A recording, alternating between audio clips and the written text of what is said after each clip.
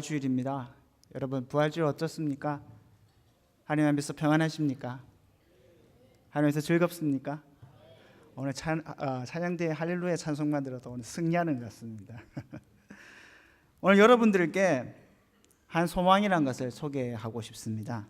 오늘 베드로전서 1장 3절에서 4절 말씀에 사도 베드로가 산 소망을 우리에게 소개하고 있습니다.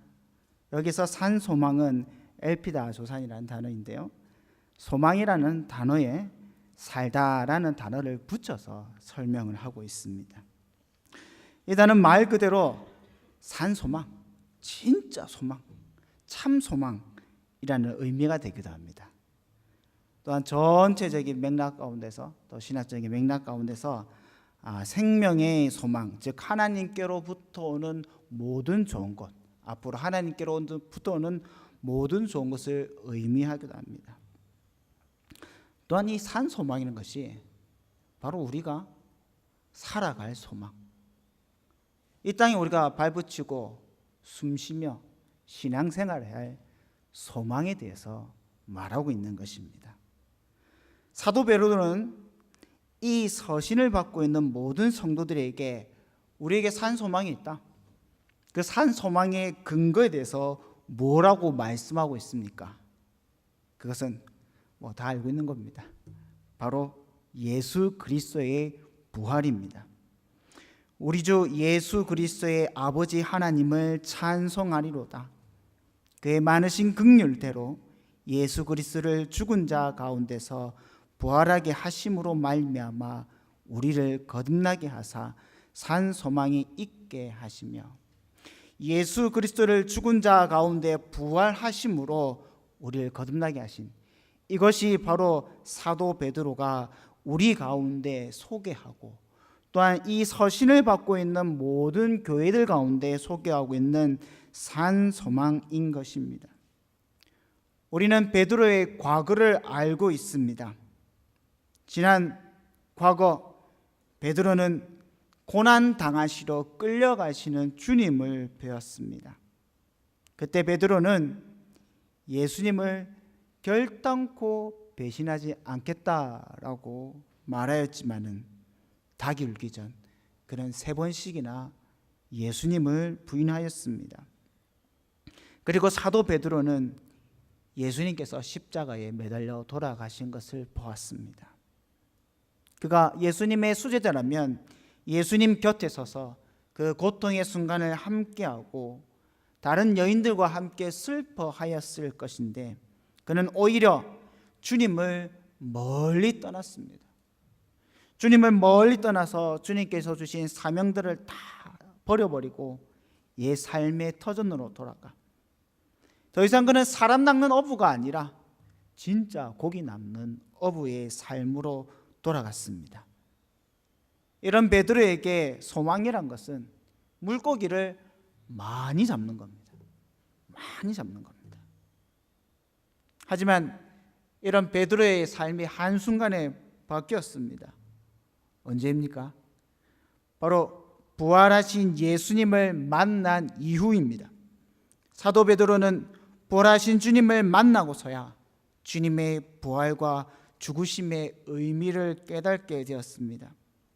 그렇게 베드로가 다시 돌아가려 했던 어부의 삶으로 돌이켜 다시 주님께서 맡기시고 명령하시며 처음부터 계획하셨던 바로 사람을 낚는 어부의 삶으로 돌아갔던 것입니다.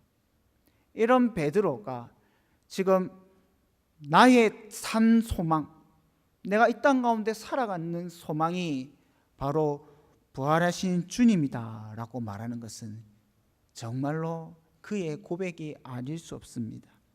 이런 부활의 주님에 대한 소망의 고백은 사도 베드로뿐만 아니라 이방인의 사도로 불리우는 바울에게도 있습니다. 사도행전 24장 15절에 제가 읽어드리도록 하겠습니다. 그들이 기다리는 바 하나님께 향한 소망을 나도 가졌으니 곧 의인과 악인의 부활이 있으리라 함이니라. 사도 바울은 의인과 악인의 부활을 고백합니다. 둘 다 부활할 것입니다. 하지만 두 부활은 다릅니다.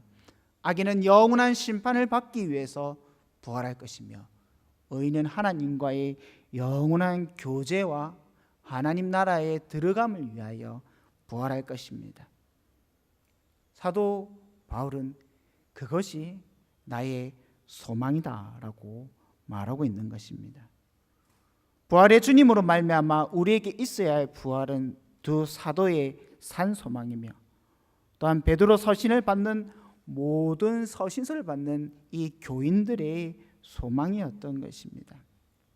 오늘 본문에서 베드로는 이러한 부활의 주님의 산 소망을 말하면서 두드리는 특징이 있는데 그것은 무엇이냐면 너무나 큰 기쁨에 빠져 있다는 것입니다.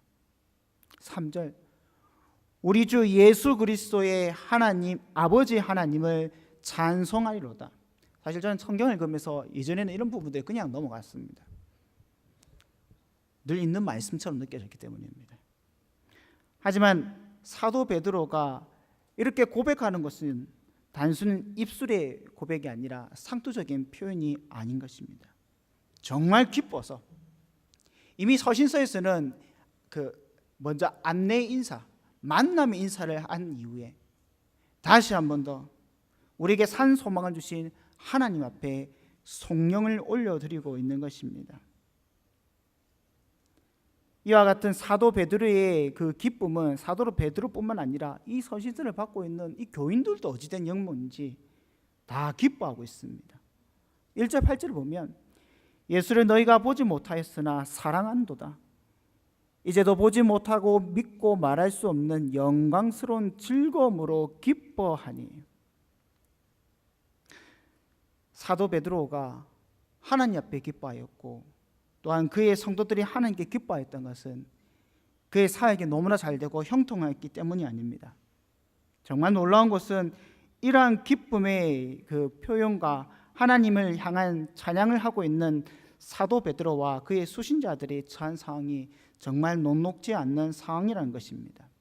6절 말씀 보시면 그러므로 너희가 이제 여러 가지 시험으로 말미암아 6절 말씀뿐만 아니라 베드로전서 전체의 말씀 보시면 이 교회가 얼마나 극심한 시험에 당하고 있는지 우리는 너무나 잘 알 수 있습니다. 선을 행하고 고난받는 것이 하나님의 뜻이니라. 사도 베드로는 베드로전서를 통하여서 성도들의 고난의 현장에 대해서 말씀하고 있습니다. 이렇게 힘든 상황, 특별히 이 서신서를 받고 있는 성도들은 모두가 다 흩어져 있고 또한 우리가 초대교회에 대해서 너무나 잘 알고 있지만 그들이 그 복음 때문에 겪는 고난과 고통이라는 것은 사람의 입으로 표현할 수 없는 아주 참혹한 것입니다. 그럼에도 불구하고 그들은 기뻐하였습니다. 또 놀라운 것은 무엇이냐면 그렇게 이야기할 수도 있을 것입니다. 사도 베드로가 서신을 쓰면서 야 너희들 참 힘들지. 그래 이렇게 힘드니까 누구나 다 슬퍼하고 기뻐하겠다. 누구나 다 힘들어하겠지. 내가 다 이해한다. 이렇게 위로할 줄 알았는데 오늘 6절 말씀 보시면 이렇게 말씀하십니다. 그러므로 너희가 이제 여러 가지 시험으로 말미암아 잠깐 근심하게 되지 않을 수 없으나 그들의 근심의 기간이 길지 않다는 겁니다. 잠깐 그럴 수 있다는 겁니다. 어쩔 수 없이 그렇게 잠깐 고민하고 근심할 수는 있겠지만 그들의 기쁨과 그들의 소망이 이를 넘지 못함을 말하고 있는 것입니다. 베드로전서에 나오고 있는 모든 성도들과 베드로는 예수님의 부활하심의 소망을 가지고 이 힘든 현실과 시험 가운데서 이겨내고 하나님을 기뻐하고 있는 것입니다. 오늘 저는 부활주일을 맞이하면서 저와 여기 계시는 모든 성도님들에게 도전을 주기 원합니다. 오늘 성가대께서 찬양하셨던 것 같이 정말로 우리가 부활 때문에 기뻐하고 찬양했으면 좋겠습니다. 정말로 우리가 부활의 주님이 우리 삶에 계셨기 때문에 우리가 겪고 있는 수많은 고난과 아픔, 여러분의 개개인의 삶들과 또 우리 교회가 겪었던 모든 아픔들이 부활의 주님을 소망함으로 우리 가운데 이제는 통곡과 슬픔이 흘러나오는 것이 아니라 감사와 찬양과 하나님을 기뻐함으로 온 교회가 가득하기를 정말 주님의 이름으로 간절히 소망합니다. 우리에게 소망이 오직 부활하신 하나님, 우리가 그를 바라보면서 이 땅 가운데 승리하시는 저와 여러분 되시기를 예수님의 이름으로 간절히 소망드립니다.